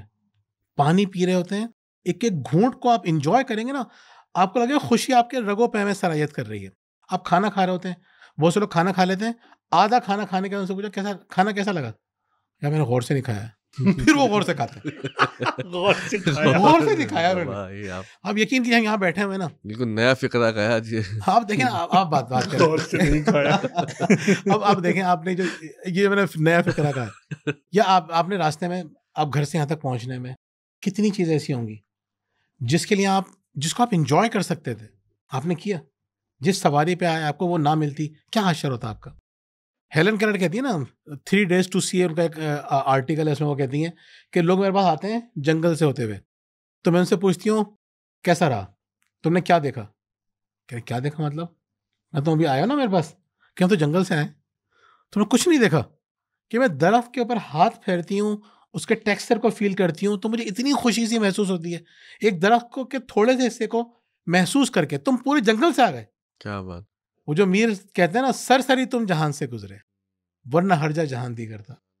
तो मैं समझता हूँ कि खुश होके अगर आप पेरेंटिंग करेंगे, बहुत अच्छी पेरेंटिंग कर सकते हैं। और अगर आप इसको बर्डन समझेंगे, आप खाना पकाने को बर्डन समझ रहे हैं, बच्चों के लिए कमाने को बर्डन समझ रहे हैं, आप बच्चों से बातों को बर्डन समझ रहे हैं, तो ये बर्डन वाकई में बर्डन बन जाएगा। हम तो यहाँ पूरी जिंदगी है या कोई तूफान है, हम तो जीने के हाथों मर चले। अच्छा, आखिर में वो मैंने ऐसी मजाक में कहा था मसाइब वाली बात, वो तो सच्ची हो गई। शेखरी साहब बिल्कुल ही खामोश रहते हैं और मसाइब के टाइम पे बोलते हैं। एक आप जरा पूछना, ये ज्यादा अच्छा पूछ सकते हैं, घर से पॉडकास्ट करते हैं ये जो लोग घर से काम करते हैं ना, वर्क फ्रॉम होम वाले, तो बच्चे तंग बड़ाई करते हैं, और वालिदैन को तो कटहरे में बड़ा आसान है खड़ा करना, जो बच्चों का क्या करें, ये अगर आप कुछ इसमें बच्चे को कम तंग करते होंगे, आप बेगम को ज्यादा तंग करते होंगे। नहीं, ये इस वक्त सोसाइटी को ज्यादा तंग करना। नहीं जो सब बहुत खूबसूरत बातें और सीखने को बहुत मिला। तो मैं एक सवाल तो ये करना चाहूँगा, हमारे यहाँ एक पुराना तस्वुर था ना, या अच्छा वो मैंने कुछ ख़ुद तजर्बे करके और कुछ इधर उधर गुमराह कुन चीज़ें पढ़ के ख़ुद भी थोड़ा ख़राब हुआ, कुछ वालिदैन को भी ख़राब किया, उन सब से माफ़ी मांगता हूँ मैं। इधर भाई, तो एक तो ये था ना कि बाप जो है ना वो थानेदार का उसका तस्वुर था कि आया तो बच्चे सहम गए और फलाना। तो एक पुराना, अच्छा वो हमारे यहाँ तो मेरे घर पे ये लड़ाई होती कि भाई बाप आता तो बच्चे ज़्यादा ख़राब हो जाते हैं, मतलब कि माँ के सामने वो थानेदार वाला ज़रा। तो एक ये मेरे कई दोस्तों ने या जो जानने वाले रिश्तेदार वो मुझे बुरा कहते हैं इस बात पे। तो एक तो आप ये बताएं ना कि ये तस्वुर ठीक है कि बाप को ऐसा ही होना चाहिए, या हमारे एक और बात कहते हैं कि सोने का निवाला खिलाओ और शेर की निगाह से देखो। तो एक तो ये बताया कि बाप को इस थानेदार की तरह ही होना चाहिए या दोस्त होना चाहिए औलाद। थानेदार भी कौन सा वाला, सिंध पुलिस वाला, पंजाब पुलिस वाला? थानेदार कहीं का भी एक ही होता है। आपने थानेदार देखा नहीं? हमने सुना है भाई, देखा नहीं अभी तक। देखिए असल में बात मैं ये समझता हूँ कि आपको अगर पेरेंटिंग सीखनी है, दोबारा मैं वही कहूँगा कि आपको नबी करीम सल्लल्लाहु अलैहि वसल्लम से सीखने की ज़रूरत है। और वो क्या है? वो है बैलेंस, मयाना रवि। हम दोस्ती के नाम पे बाज़ औक़ात, अच्छा एक तो ये कि दोस्ती की डेफिनेशन गलत है ना हमारी। हम कहते हैं बाप को दोस्त होना चाहिए, तो कहते नहीं यार दोस्त नहीं होना चाहिए। क्यों? दोस्त से तो हम हर तरह की बातें कर लेते हैं, तो आप अच्छे दोस्त नहीं है ना। आपकी दोस्ती का म्यार अच्छा नहीं। आपकी दोस्ती का म्यार बहुत ख़राब है। जैसे मिसाल के तौर पर एक दफ़ा हम बैठे हुए थे प्रेस क्लब में राना साहब के साथ में। मैं जब आया मिलने के लिए, मेरी बेटी साथ थी। मैंने कहा मैं बिठा दूँ बेटी को, कोई मसला तो नहीं है? आप लोग कोई ऐसी बातें कर रहे हो कि बच्चों को नहीं बैठना हो। क्या नहीं, बच्चों की बरकत से बड़े और अच्छी बातें करना शुरू कर देते हैं। ये भी एक अच्छी बात है। तो देखें दोस्ती का मतलब क्या है? अ फ्रेंड, अलग अलग डेफिनेशन है। एक मैं समझता हूँ अ friend understands you, creates you. वाह, दोस्त तो वो होता है ना। क्या बात, बहुत। तो मैं समझता हूँ कि एक बैलेंस होना चाहिए। माँ बाप को कम से कम ऐसा भी दोस्त नहीं होना चाहिए कि आप उनको डिसिप्लिन ना कर सकें। कम से कम उनको डिसिप्लिन करने की ज़रूरत है, वो आपकी बात तो सुने। तो मतलब दरमियाना रास्ता होना चाहिए, मयाना रवि होना चाहिए। और जो हमारे यहाँ बिल्कुल जो सख्ती के हवाले से जो बहुत ख़राब है। देखें वो हुजूर ने तो फरमाया था ना, यही फरमाया था कि अगर अल्लाह ने तुम्हारे दिल में रहम नहीं रखा तो मैं क्या करूँ। अच्छा इनका जो सवाल ना बड़ा अहम है। मैं एक थोड़ी सी वही क्रिएटिव लिबर्टी लेते हुए ना, जो आपने क्रिएट्स यू वाली बात की, तो हम कहते हैं दोस्त बनाने वाला होना चाहिए, बनाने वाला नहीं होना चाहिए ना। दो तरह के बनाने वाले होते हैं। तो ये जो बात कर रहे हैं, मैंने ही देखा शिगरी साहब, जैसे इन्होंने खुद अपने आप को बतौर एग्जाम्पल पेश किया कि मेरे वालिद बहुत सख्त और मैं बिल्कुल एग्जैक्ट अपोजिट बना। अच्छा मैंने अपनी आंखों से देखा, मेरे तजर्बे में ऐसे लोग हैं, उनके सारे घर की कहानी मुझे नहीं पता, कि जिन्होंने मेरे सामने बाद में ये इजहार किया कि हमसे बड़ी गलती हो गई कि हमने चूंकि अपने वालिद की बहुत सख्ती से ही, बेजा सख्ती से ही, तो हम अपने बच्चों पे इतने ज़्यादा शफीक व मेहरबान हो गए कि वो शफकत और मेहरबानी हमारे गले पड़ गई। तो ये जो एक साइकिल है कि भाई मेरे अब्बा सख्त, मैं नरम, फिर मेरा बच्चा सख्त बनेगा, वो फिर नरम बनेगा, तो ये एक जो साइकिल को ब्रेक करना ज़रूरी नहीं है क्या? हम हर चीज़ को रद्द अमल ही क्यों हम देखते हैं? देखें ऐसा नहीं है कि ये साइकिल चल रही हो, तवील अरसे से यही चलता आ रहा था, सख्ती चलती है। जब नया नया आया, अब ये नया तो समझ नहीं रहा। तो मैं समझता हूँ नहीं, अच्छा आपने वादे किया है ये, क्योंकि साइकिल सही है, साइकिल है। लेकिन ये अब तो नई साइकिल बनी है, तो जो बहुत इतनी खतरनाक है ये, इतनी खतरनाक है। कितने वालिदैन ये बात कहते नजर आते हैं, खासतौर पे बाप, कि जो मेरी ज़रूरतें पूरी नहीं हुई, जो ख्वाहिशात मेरी पूरी नहीं, मैं चाहता हूँ अपने बच्चे की सारी ख्वाहिशात पूरी करूँ। जी, आप मर के भी सारी ख्वाहिशात किसी पूरी नहीं कर सकते। आप बादशाह की भी सारी ख्वाहिशात पूरी नहीं कर सकते, कर ही नहीं सकते। और यकीन करें आप, जितनी ज़्यादा आप ख्वाहिशात पूरी कर रहे हैं ना, बच्चे उतने ज़्यादा माँ बाप से दूर हो रहे हैं, अनग्रेटफुल।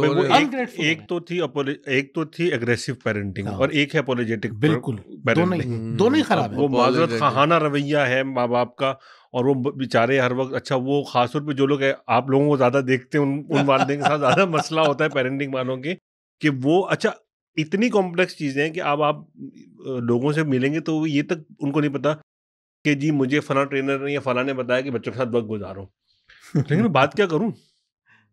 इसका ये सवाल तो आपसे भी होता होगा। बिल्कुल। तो क्या जवाब देते हैं आप वालिदैन को? देखें असल बात ये, किसी की तारीफ करने के लिए या किसी से बात करने के लिए उसमें दिलचस्पी तो लें आप। यकीन कीजिए, मैं जैसे काउंसलिंग करता हूँ, मेरा बुनियादी काम कोचिंग है, लाइफ कोचिंग है। बच्चों की तरबियत की बात हो रही हो, मैं कहता हूँ कि बच्चों को किन बातों से खुशी होती है। हम बच्चों की मोटिवेशन जानने के लिए हम 3 सवालात करते हैं। बच्चा किन बातों से डरता है, किन बातों से खुश होता है, और किन बातों की लालच दे सकते हैं उनको आप, किन बातों का उसको शौक है। तीनों बातें। यकीन कीजिए माँ बाप हैरान रहते हैं कि यार बच्चा किस चीज़ से डरता है। मोबाइल छीन लो इससे डरता है, और तो किसी से नहीं डरता। किस चीज़ से खुश होता है, मोबाइल दे दो इससे खुश होता है, और किसी से खुश नहीं होता। उसको लालच क्या है, मोबाइल दिला दो उसको। यदि हैरत होती है, अच्छा और कुछ वही, अच्छा और किसी और बात से खुश होता होगा? नहीं, सोचना पड़ता है उनको।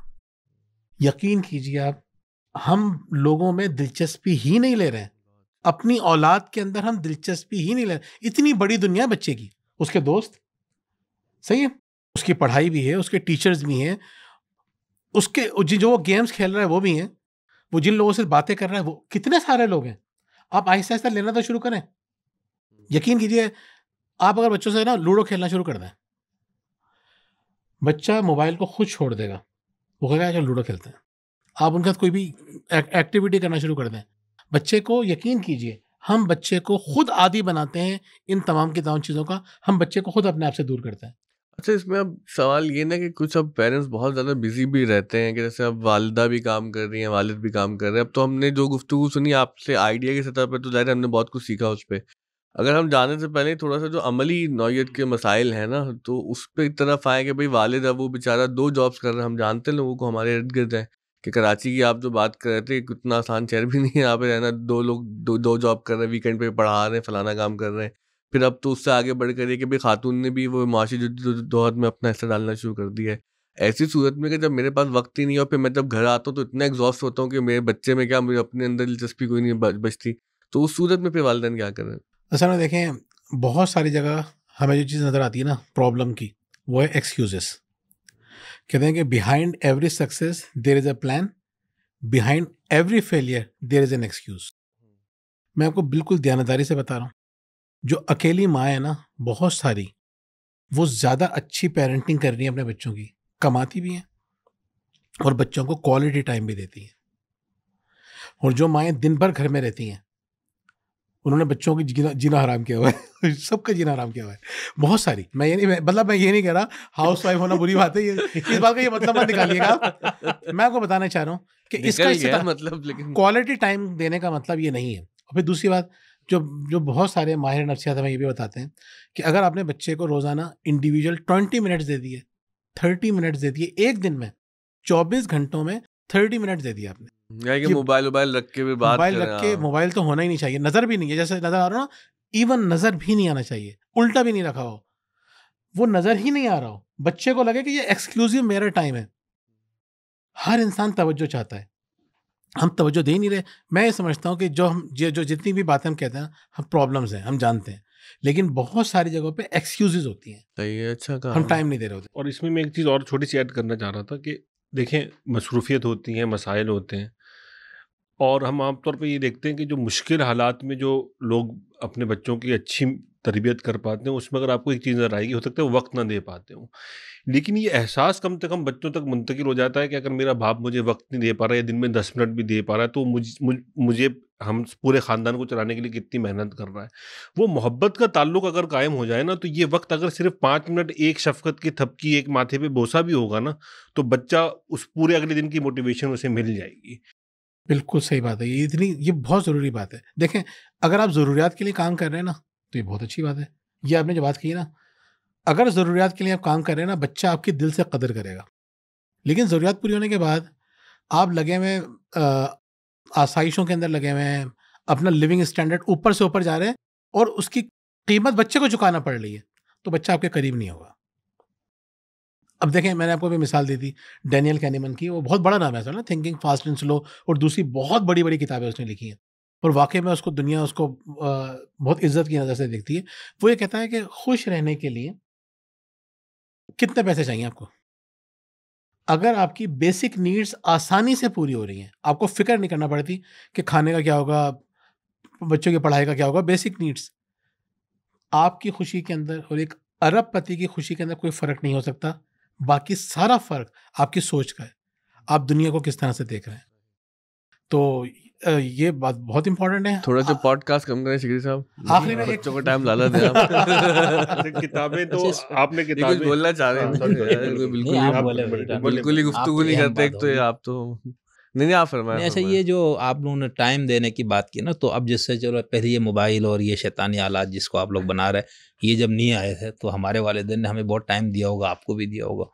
तो अब जो बच्चों को नहीं मिल रहे, चलो एक नस्ल मेरे ख्याल से 15-20 साल की, तो आपको दोनों में क्या फ़र्क? उसमें हमने कितने आइंस्टाइन पैदा कर लिए, कितने हमने हेगल पैदा कर लिए, उस वक्त हमने कितने यहाँ पर क्या कहते हैं मार्टिन लूथर पैदा कर दो, अब नहीं हो रहा है। तो इसमें क्या आपको लग सब रहा है नेपाल में पैदा हो गए। देखें ये बात यानी सही है इसमें आपकी, कोई नतीजे में क्या फर्क नजर आ लेकिन रहा सही है? है मार्टिन लूथर अच्छा पैदा नहीं हो सवाल रहे, है। आइंस्टाइन पैदा नहीं हो रहे, लेकिन डिप्रेशन के मरीज पैदा नहीं हो रहे इस तरह।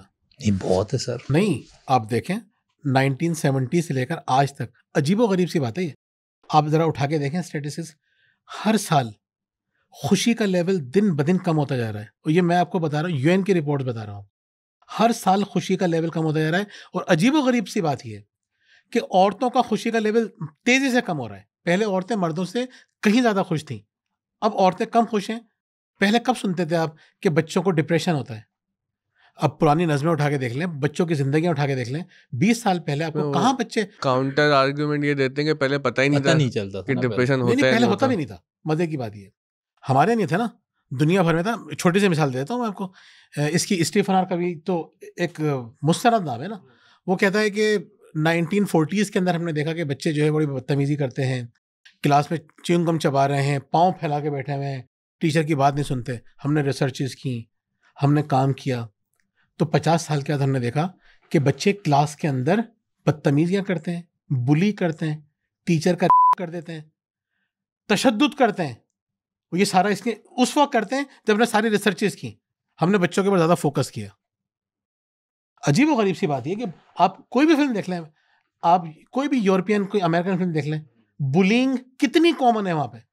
हमारे यहाँ तो नहीं ऐसा, लेकिन हो जाएगा हमारे अभी। हम वहाँ की चीज़ें देख के आहिस्ता आहिस्ता, कहने का मकसद है अगर आइंस्टाइन पैदा नहीं भी किया ना, आप देख लें पहले 1 लाख लोगों में कितने लोग खुदकुशियाँ करते थे और बच्चे कितने करते थे। सिर्फ इंडिया की मिसाल ले लें, इंडिया में हर 1 घंटे में एक बच्चा खुदकुशी करता है, एक स्टूडेंट खुदकुशी करता है।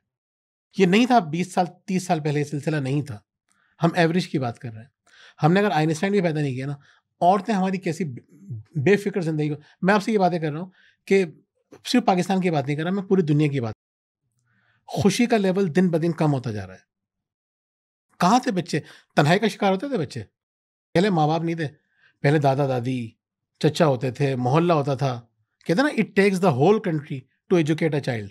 और पहले पूरी कंट्री इन्वॉल्व होती थी, पूरा कस्बा लग जाता था उसकी तरबियत करने में। आज बच्चा अकेला है। नहीं, लेकिन मुझको तो कोई टोकता ही नहीं। लेकिन चलो, आप डिप्रेशन और ये चीज़ों का आपका आदाद शुमार ज़्यादा है, हमें तो नहीं पता, लेकिन बाकी चीज़ें भी देखा ना, माशरे में हमने तामीर करने वाले क्या हस्तियाँ पैदा की, तो वो ये तो एक नतीजा होगा ना। देखिए, वो लोग आइडियल लोग नहीं थे। हमने ये कतई नहीं कहा कि वो कोई आइडियल लोग थे, वो भी हम ही लोग थे ना, बहुत ख़राब थे, हमें पता ही नहीं था। लेकिन अब जैसे जैसे वक्त गुजर रहा है, चीज़ें ज़्यादा ख़राब हो रही हैं। हमें भी नहीं पता था क्या खराबी की सूरतें बदल गई हैं और शिद्दत हौलनाक हो गई हैं। उन्हें कितनी शिद्दत आ गई। पहले बेटियां कहाँ माँ बाप से इस तरह से बदतमीजियां करती थी जैसे आज करती हैं, पहले कहाँ था? आप बताएं जरा। अरे एक वो लड़की है इंडिया की, वो इतना अजीब कंटेंट बनाती है। वो मेरे बच्चे भी उन्होंने देखे थे, मेरी वाइफ भी, उन्होंने कहा ये क्या है। वो तो उसके कंटेंट ये है कि वो कोई भी बात करती है, जोक या कोई स्टोरी, और आखिर में उसकी वालिदा उसको पीट रही होती हैं। अब वो मेरे बच्चे देख देख के हंसे जा रहे हैं। तो वो मैंने देखा हर रील में यही है कि वो कोई जोक करेगी अपने अम्मा अब्बा पे, या कोई भी कमेंट कर रही है, आखिर में उसकी वालिदा उसको मारेंगी। और वो मारना वो एक फनी सा एलिमेंट लगता है। लेकिन मैं सोच रहा था कि ये मतलब बच्चे जो है ना सीख रहे हैं कि जैसे अम्मा अब्बा को फैन करना, फिर उनसे पिटना, है तो कोई बड़े कमाल की बात है। तो हालांकि वो मतलब बुला रहे कि वो भी बच्ची सी है जो कंटेंट ऐसे बनाते हैं और बच्चे इस तरह के बना रहे हैं। लेकिन वो हम अननोइंगली कुछ चीज़ें ऐसे मेरे ख्याल से कर रहे हैं कि जो ये डिप्रेशन और ख़ासतौर पर खुदकुशी जैसे अजीब हो गई वाक़यात पे भी देखें ना, जो 15 साल बच्चे का जो चकवाल में खुदकुशी का वाक़या हुआ, हमने पॉडकास्ट अहमद जावेद साहब के साथ भी किया। हालांकि उसको तो ज़ाहिर है कि बिल्कुल वजूहत अलग थी, लेकिन सम हाउ ये सोशल मीडिया है, टेक्नोलॉजी जहाँ पर हमारे लिए मुफीद है, वहाँ पर हमारे लिए बहुत से इम्तिहानात लेके आ रही है। तो थैंक यू सो मच। मेरे ख्याल से आप कोई किताबों की बात करने वाले थे कि जाने से पहले मैं छोटी सी बात कर दूं, क्योंकि उसके बगैर बात इनकम्प्लीट रहेगी। देखिए, हो ये रहा है कि हम अमीर की बात कर रहे हैं ना, लेकिन अगर आप, जैसे मैंने कहा था, स्पिरिचुअल ग्रोथ नहीं होगी, आप खुदा से दूर होंगे, तो उसका नुकसान क्या होगा? फिर बच्चे ये तो कहेंगे कि तुम जिम्मेदार हो, वो हमसे ये तो कहेंगे आप जिम्मेदार हैं, लेकिन वो ये नहीं सीखेंगे कि अमीर की इताअत भी ज़रूरी है। ये बहुत खतरनाक मौजूद छेड़ दिया आपने। नहीं आपको खिलाफत नहीं। अच्छा, इसमें मेरा सवाल था, वो चलो आपने नहीं, इसीलिए कहता हां, इस पे मेरा अगर खिलाफ शरअ ना हो तो ये मुझे नहीं पता भाई। नहीं, देखिए, अगर वो कोई जायज़ बात का हुक्म दे रहे हैं, लाज़िम है आप पे नहीं उफ तक ना कहो। ये तो कुरान कह रहा है ना, कौन सिखाएगा बच्चों को कि माँ बाप से उफ तक ना नहीं, वो करो। गांधी साहब ने बताया वो उफ के बमानत तुफ है, वो उर्दू वाला नहीं है, अरबी वाला है। वो आप गलत जगह जा रहे हैं। अब वो आप लेके गए। लेकिन आप इसमें इनके डोमेन में नहीं जुबैर साहब, आए। मैं सिर्फ इस पे ये ग्रोथ पे आपने दोबारा बात की ना, मुझे लग रहा था थोड़ी सी तशनगी लगे, तो आप इस पे बात कर रहे थे, लेकिन आप ये जो स्पिरिचुअल की बात कर रहे हैं, फिर आप मजहब को लेकर आए, इसको छोड़ के आप बात करें ना, मतलब सारे लोग तो मजहब को नहीं मानते या सबके यहाँ ये चीज़ नहीं, तो इससे हट के कोई और आप रास्ता नहीं देते हमें या लोगों को? गैर मजहबी लोगों के लिए कोई नुस्खा दे दें। लेकिन गैर मजहबी लोगों के लिए नुस्खा मेरे पास इसलिए नहीं है क्योंकि गैर मजहबी लोग जो है ना किसी एक जगह पे रुक नहीं सकते। मैं अगर गैर मजहबी हूँ ना तो मैं फिर अपनी अकल की बात करूँगा, और फिर हर बंदे की अकल एक अलग चीज़ बताएगी। वो मारने को भी जस्टिफाई करेगी, वो ना मारने को भी जस्टिफाई करेगी, कि अकल क्या करती है। मैं जिस चीज़ को वो अकल से साबित कर सकते हैं आप, उसका अकल से इनकार भी हो सकता है। तो किसी नतीजे पे नहीं पहुँच सकते हम। मजहब कम से कम एक नतीजे पे तो पहुँचा देगा, यकीन की ताकत तो होगी, उसको ये तो पता होगा ना। मिसाल के तौर पर एक छोटी सी बात बताऊँगा आपको। मैं आपसे कहूँ कि आपको शुक्र अदा करना चाहिए, अल्लाह ताला कहता है शुक्र अदा करो मैं तुम्हें और दूंगा। तो ज़िंदगी के हर मामले में जहाँ जहाँ शुक्र अदा करेंगे चीज़ें अच्छी हो जाएंगी। मैंने कुरान ने ये बात कही है। आप कहें मैं कुरान की मत बताऊँ मुझे, तो मैं कहता हूँ बहुत बड़ी स्कॉलर है रोंडा बर्न, उन्होंने अपनी किताब लिखी है मैजिक, जो 50 ज़बानों में तर्जुमा हो चुकी है। सिर्फ उर्दू में 3 लोगों ने तर्जुमा कर दिया उसका। उसने पहले सफ़े पे कुरान शरीफ की आयत लिखी है कि शुक्र अदा करोगे मैं तुम्हें और दूंगा। आप कहेंगे नहीं चलो वो तो कुरान की बात कर दी ना, कोई और बात बताएं। मैं कहूँगा एमी मोरिन, मशहूर साइकोलॉजिस्ट है, उसने किताब लिखी 13 things mentally strong people don't do. जहनी तौर पे मजबूत होना चाहते हो ना तो 13 काम नहीं करना। और पहला काम क्या बताया उसने? शिकवा शिकायत नहीं करना, उसके बजाय क्या करना? शुक्र अदा करना, शुक्रगुजारी का जर्नल बनाना। अगर अच्छा, और मैं आपसे कहूँ तलबिन शहर बहुत बड़ा स्कॉलर है, वो हार्वर्ड में पढ़ाता है। 800 850 बच्चे उसकी क्लास में इनरोल होते हैं। पढ़ाता क्या है वो? Philosophy of happiness. उसकी किताब है इवन हैप्पियर। अच्छा, 52 चैप्टर्स लिखे हैं उसने। खुश रहना चाहते हो ना, हर हफ्ते एक चैप्टर पढ़ो। पहला चैप्टर क्या है? शुक्रगुजारी। और हर चैप्टर के आखिर में उसने बॉक्स बना दिया कि शुक्र अदा करोगे तो तुम्हारी जिंदगी अच्छी होगी, इस हफ्ते क्या अच्छा हुआ लिख दो। लेकिन तो मैं कहना क्या चाह रहा हूँ, मैं आपसे अगर ये कहूँगा ना, मजहब एक मजहबी दिमाग होना, उसमें कहूँगा देखो शुक्र अदा करो मैं तुम्हें, अल्लाह ताला तुम्हें और देगा, तो आप एक जुमले में बात समझेंगे अल्लाह ने ये बात कही है। उसके बगैर आप कहेंगे नहीं मैं अल्लाह को नहीं मानता, मुझे इतनी लंबी तकरीर करने के बाद आप कहेंगे लेकिन जुबैर साहब सही है। नहीं, मैं यहाँ पे कि ये जो शुक्रगुजारी पे आपने भी, और अभी बहुत सी इस पे किताबें भी आ रही है सब, तो ये ऐसा तो नहीं है सरमाएदारों की चालें हो गरीब आदमी को यार तुम शुक्र मुकर करके बैठो, कैपिटलिस्ट सोच को ज्यादा सूट करता है ना ये वाली शुक्रगुजारी। कौन सी? ये जो आप लोग सिखाते हैं सबमिसिवनेस कहना चाह रहे हैं कि आपको सबमिसिव बनाते ना, बस आप हर चीज को तकदीर का वो कह देंगे। नहीं, तकदीर नहीं, शुक्र मतलब नहीं, मतलब ये जो है जिस हालत में मान लो कॉन्फॉर्मिस्ट वो भी है, और ये शुक्र पे जो ज्यादा जोर है ना, और ये ज्यादातर ये कैपिटलिज्म वाले ज्यादा इस पे शायद जोर दे ना शुक्रगुजारी पे। नहीं, मतलब बताना इसका वाज़े करने की तब्दीली और उसके लिए कोई वो ना करे। एक होता है शुक्र, हाँ। एक होता है नाशुक्री, कुफर। हम ये कहते हैं शुक्र का मतलब ये है बुनियादी तौर पे आप कम से कम 2 चीज़ों की तो नाशुक्री ना करें, वो आपको सबमिसिव नहीं बनाएगा। वो 2 चीज़ें क्या है? वक्त, अल्लाह ताला की अजीम तरीन नेमत है, अल्लाह को तो मानते ना या नहीं मानते जो भी है। चले आप कहते हैं कायनात में आपको 2 अजीम नेमत दी है, मैं नहीं कायनात मानता। कायनात क्या होती है? आप अंग्रेजी में कहें सुप्रीम बीइंग को मानते हैं, अल्लाह ताला या सुप्रीम कॉन्शियस को मानते हैं, जो भी आप माने, तो जो भी एक ताकत है ना, उसने 2 आपको इतनी बड़ी चीज़ें दी हैं, एक है वक्त और एक है आपकी सलाहियत। कोई भी बड़ी सलाहियत आपको दी है, हम कहते हैं अगर आपने उसको सही इस्तेमाल नहीं किया ना तो आपने नाशुक्री की है। तो अपने वक्त का और सलाहियतों का गलत इस्तेमाल करना नाशुक्री है, और नाशुक्रों के लिए अल्लाह ताला ने कहा है कि मेरा अजाब भी बहुत शदीद है।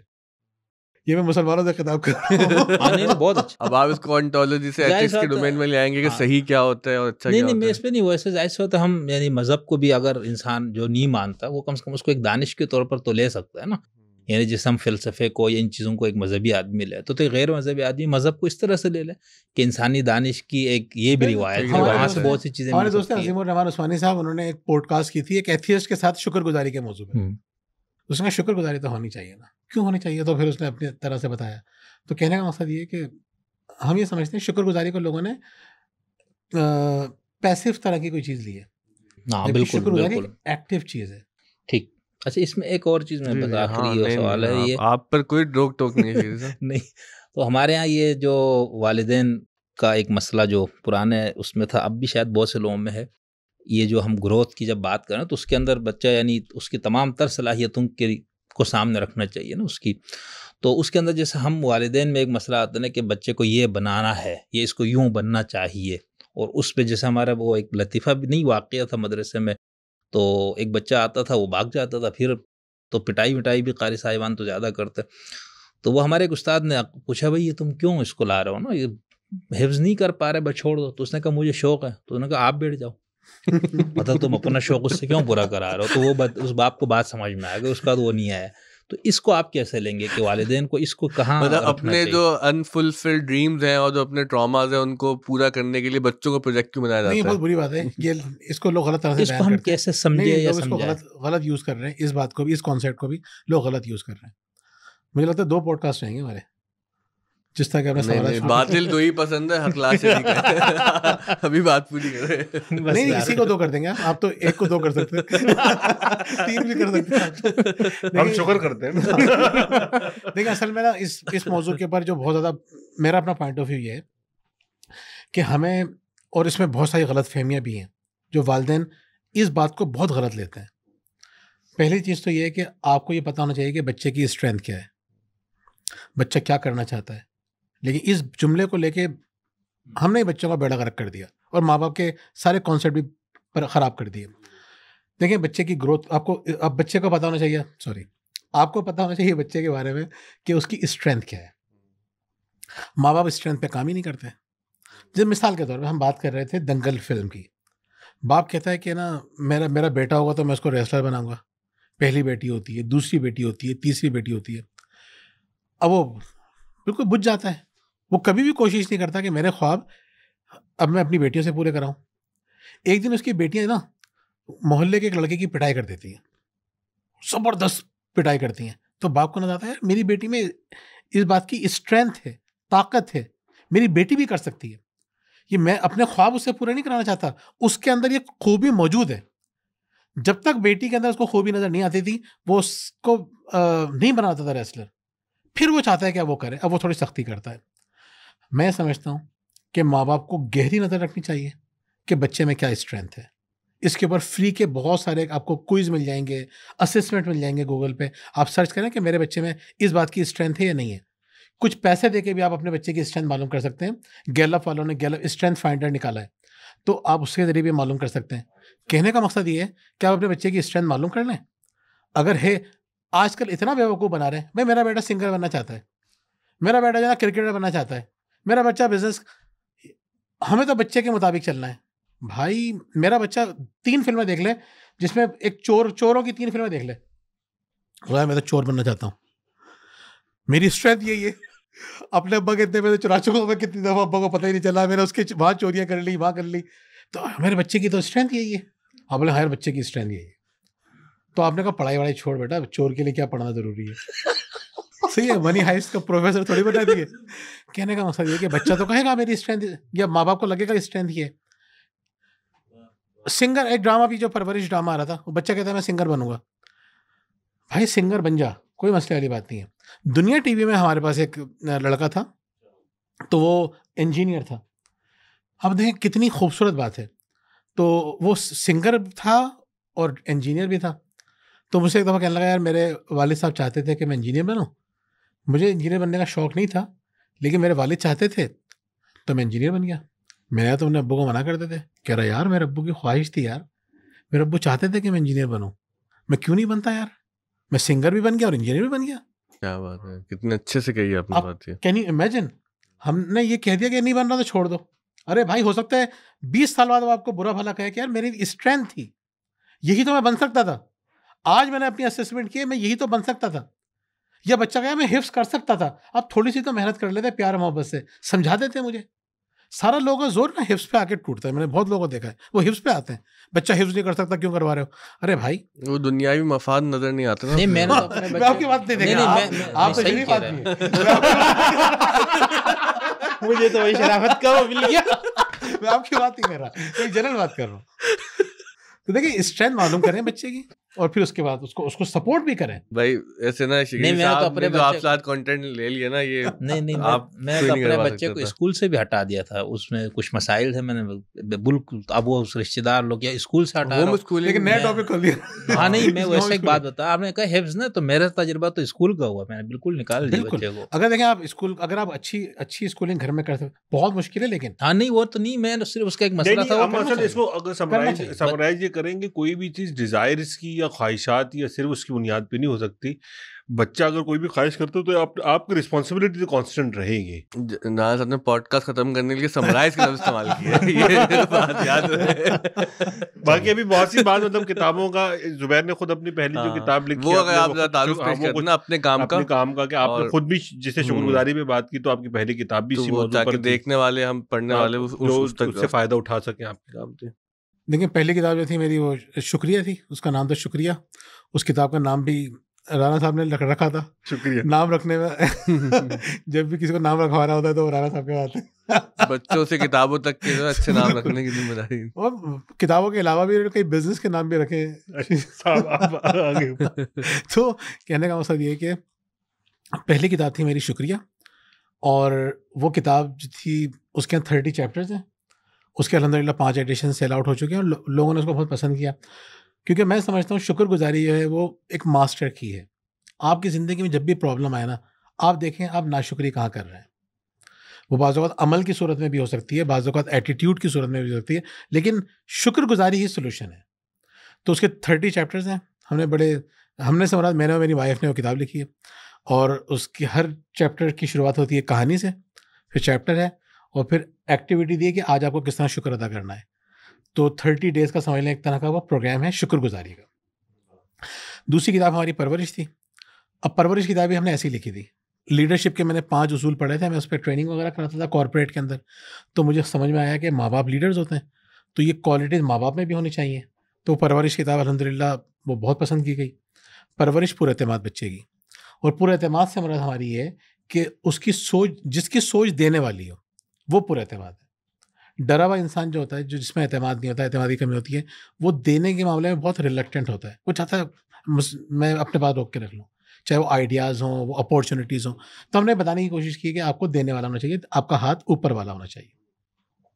तीसरी किताब थी हमारी तरबियत ज़हीन बच्चे की। हम समझते हैं कुछ लोगों में एतमाद बहुत होता है, जहानत नहीं होती, तो क्या करते हैं उस एतमाद से बड़े फ़ायदे उठा लेते हैं, लेकिन एक वक्त पे आके वो रुक जाता है। या कुछ लोग बहुत ज़हीन होते हैं और उनमें कॉन्फिडेंस की कमी होती है।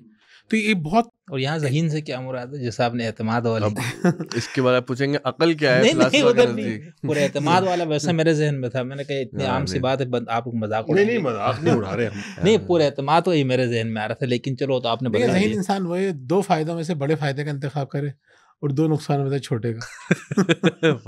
हाँ नहीं पूरा एतमाद अगर बता दिया जो ये बताने जो ये काम करते एतमाद से कर नहीं, अगर आप कंटिन्यू। मैं सवाल नहीं करता तो इतने अहम पॉइंट तो नहीं। ये सब आपकी वजह से अच्छा होता है। नहीं यार,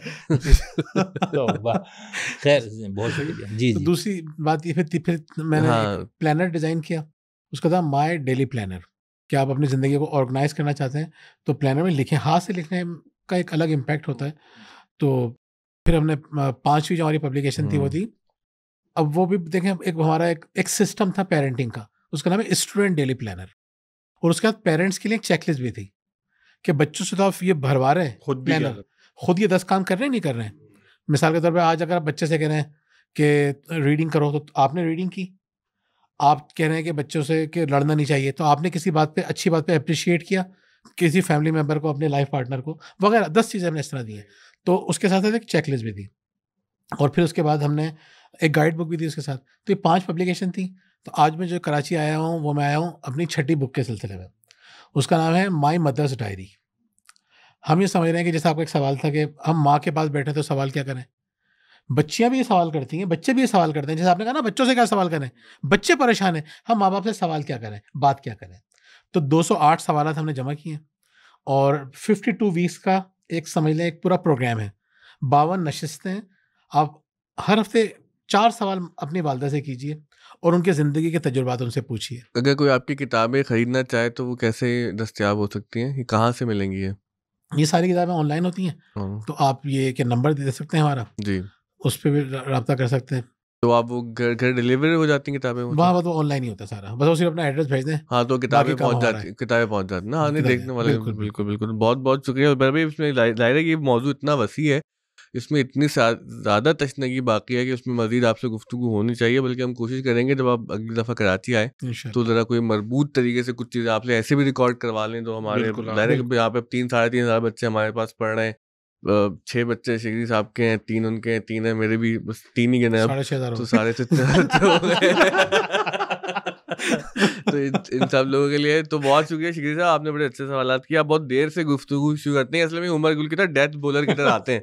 वो ज़्यादा कोई T20 होता था, 12 ओवर के बाद आता था उमर नहीं, गुल। मुझे ये समझ में नहीं आ रहा था ना मेहमान को रोकना कहाँ से है, तो वो इस वजह से ये समझ परेशानी हुई। ये समझाते हैं हमें आपको हमें भी ये भी। समझ नहीं आ रहा आपको कहाँ रोकना। नहीं, बहुत-बहुत शुक्रिया। मेरे ख़्याल से सवालात नहीं, ऐसे बहुत कि अच्छे। हम तो गुड पेरेंटिंग, बैड पेरेंटिंग की तरह, मेरे ख़्याल से इस पॉडकास्ट का थंबनेल खुदा, मज़हब और वालिदैन ऐसे करके करके कुछ बनाएँगे हम। बहुत शुक्रिया जिन लोगों ने ये पॉडकास्ट देखा। अगर आपके कुछ सवालात हो तो हम तक पहुँचाइए, हम ज़ुबैर भाई की खिदमत में रख देंगे। इनका नंबर, इनका ईमेल एड्रेस और जो यूट्यूब चैनल का लिंक है, वो इंशाल्लाह हमारी एडिटिंग टीम इस पॉडकास्ट के साथ कमेंट सेक्शन में डाल देगी।